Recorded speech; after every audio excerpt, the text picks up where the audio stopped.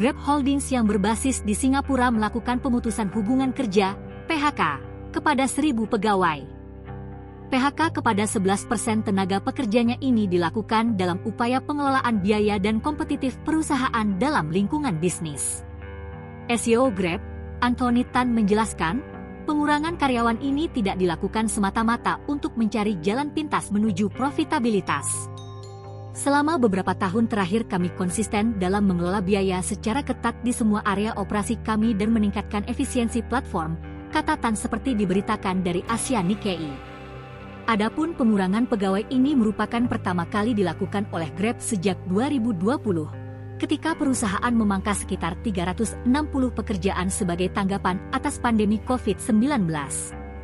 Dengan atau tanpa PHK terbaru, Grab berada di jalur untuk mencapai titik impas pada basis EBITDA, pendapatan sebelum bunga, pajak, depresiasi, dan amortisasi yang disesuaikan pada akhir tahun, tulis Tan dalam memonya.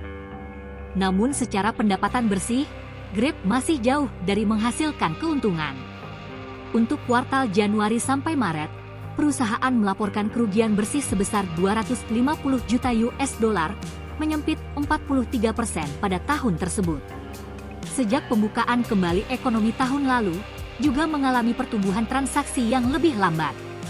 Sejak go public pada Desember 2021, Grab terkena dampak aksi jual yang luas karena investor berpaling dari perusahaan yang tumbuh tinggi namun merugi karena kenaikan suku bunga dan perlambatan ekonomi. Harga sahamnya turun sekitar 70% dari debut pasarnya. Grab merespons dengan beralih dari ekspansi layanan yang berkelanjutan pada Suprap ke fokus yang lebih tajam pada peningkatan bisnis transportasi dan pengiriman intinya.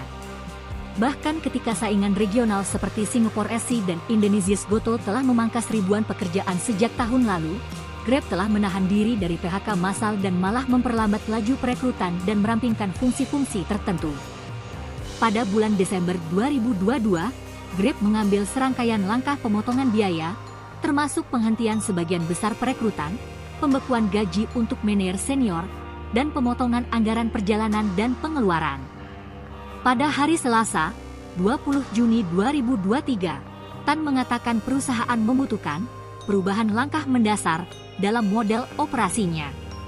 Tujuan utama dari latihan ini adalah untuk mengatur ulang diri kita secara strategis, sehingga kita dapat bergerak lebih cepat, bekerja lebih cerdas, dan menyeimbangkan kembali sumber daya kita di seluruh portofolio kita sejalan dengan strategi jangka panjang kita. Dengan demikian, restrukturisasi muncul sebagai langkah yang menyakitkan tetapi perlu untuk mengatur Grab pada lintasan yang benar menuju masa depan jangka panjang kami, tambah Tan.